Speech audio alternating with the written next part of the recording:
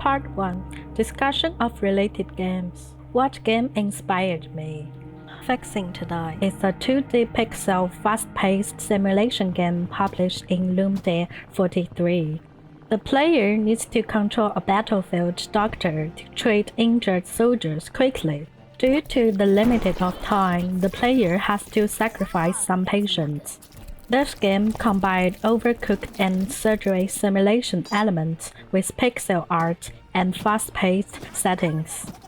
The theme of this game is quite dark and humorous, even somewhat brutal. However, the gameplay is delightful and most players leave positive feedback. From the comments, most said the theme of Battlefield Doctor is eye-catching and fresh. I played the game and agreed with them. Games focused on battlefield doctors are pretty rare, as do novels, movies, and television shows. However, the function of Battlefield Doctor is familiar to many players. In many MMORPGs and other multiplayer games, healers, supports, priests, shamans, medics, pharmacists, and clerics are indispensable in a team. From common sense, doctors are responsible for saving lives and healing injuries. Battlefield doctors are in worse conditions, facing death more frequently and sometimes danger of themselves. This kind of experiments is an away from our life. Therefore, we want to explore the game with this theme. Part 2. Game Development Progress Report. Week 1. Game Ideation. Our initial idea was to create a top-down 2D RPG action game. This idea is from another developer, Stan, who specialized in game art. Not long ago, his Ukrainian friend's life was witnessed after the Russia-Ukrainian conflict. They were hanging out together, and the next day they were worried about the life of their distant relatives. It's unimaginable for someone who lived peacefully, so he strongly urged me to create a game to support Ukrainian civilians. As an old-school player, he suggests that the game's elements to be stealth, snipping, assassination, and revenge. He will give the player a fantastic experience like a Ukrainian special force who mistakenly entered the enemy's camp and must find a way out. Along the journey, player will protect those civilians, sneaking to particular location, or executing sniping missions in hidden spot. The visual design will fit the old-school pixel art tone from the 80s to 90s, focused on fast-paced, intense, exciting, and hardcore gameplay. He will be responsible for art, story, and sound effects, while I must handle level design, UI, and programming. In terms of visual design, there are many inspirations from other games. The first game is from the classic Metal Gear by Hideo Kojima. The player is a special force spy named Snake who will infiltrate enemies' territory, complete secret missions, and save the world. Then we analyze the pixel design of Death Trash. Death Trash's setting is post-apocalyptic, cyberpunk, Cthulhu, and cosmetic wasteland. The art style and the story's construction are the types we wanted to know. Finally, we found Memento, an independent 2D stealth action-adventure game. This game plays homage to Metal Gear, but in a dark humor way. Players need to control the main character Fox to escape from the military base. This game has a comedic atmosphere and funny dialogue. There are many classical games and movie jokes included in this game. Therefore, our initial game design incorporated dark humor and a Metal Gear vibe. Summarizing the plot, a special force Ukrainian soldier extorting civilians in a Russian-controlled area, using guns and intelligence to execute enemies and automatically escape. Upon reflection, this story was average and somewhat glitch. It's fictional and heroic, with a robust Hollywood style. Besides, I had never made action game before, also role-player genres. It was so challenging that I wanted to quit the project. But before that, we went to consultations and asked for the lecturers' feedback. We presented the design to the lecturers, who gave us sharp feedback. Jamie said the game design is shallow and superficial. Our game design is something familiar, and the theme of this game was entertainment only. He didn't see supporting the people or the opposing war. Indeed, he says we showed a supportive attitude towards war. He pointed out that our design seems to promote war and glorify violence, showing bias and attempting to entertain some people through their victims' sufferings. He advised that we do not perpetuate certain people's opinion nor demean others, and most important, never trivialize violence and gloss over war. War is a serious matter, and it's heavy and sensitive.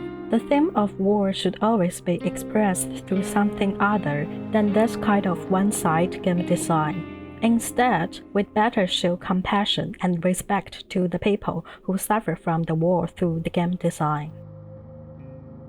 Week 2. Better game design.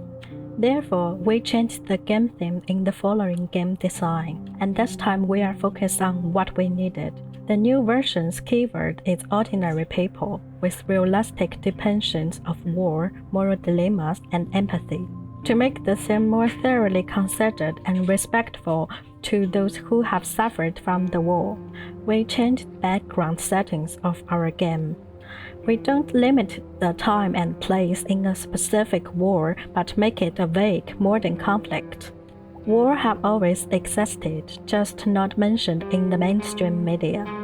The theme can be expanded further, including treatment, death, business, and hard choices. The player takes on the role of United Nations interfield doctor, diagnosing and treating patients under pressure and making difficult decisions. Sometimes multiple patients need treatment simultaneously, with each moment bringing potential death. One mistake could lead to death. The tolerance of errors in this game is relatively low, and we don't allow save and load techniques this time. There's more design about patients. They may not necessarily all be soldiers. If the patient is a soldier, the soldier may come from the opposite. It could be a mother holding her child, begging you to save her child first. But the player knows it is hard to keep the kid alive, and other patients are in critical conditions. Save one or save more, and who to save first. There will be an NPC talks to player before and after one level's gameplay of the player's opinions about the war. At the end of the gameplay, the game will use those answers made by players and compare the choices to conclude whether the game has changed the player's attitude.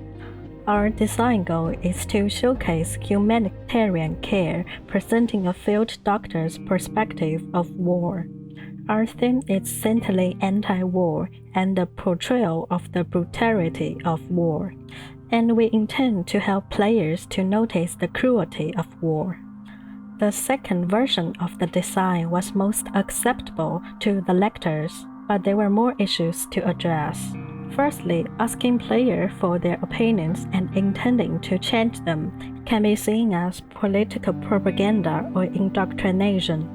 We should avoid it regardless of our intention.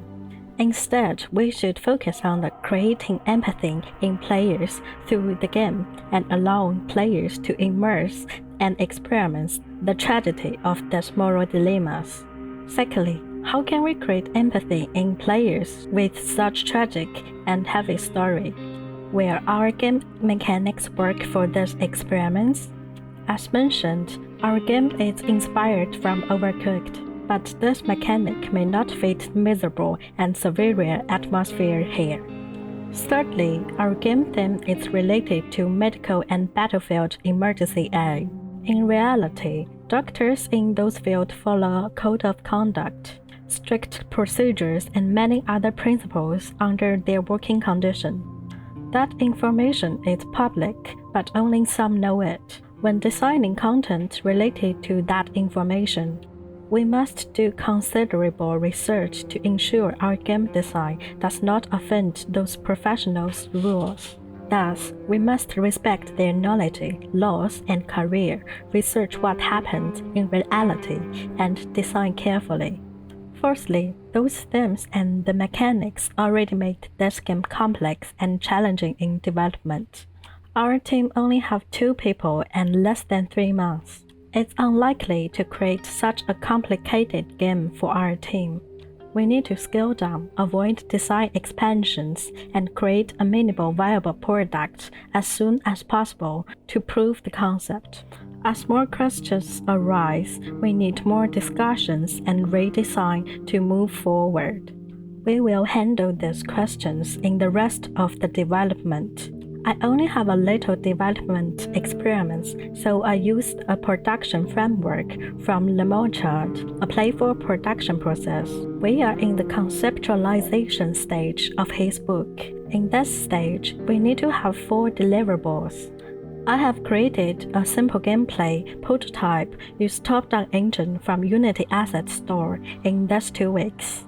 I also made the theme and gameplay design documents in 2 versions. The research report is done in as well. Part 3. The next steps. We will refine the game's paper prototype in the following 2 weeks, including an introductory level design and core mechanics loops. Then, we will publish our formal project goals.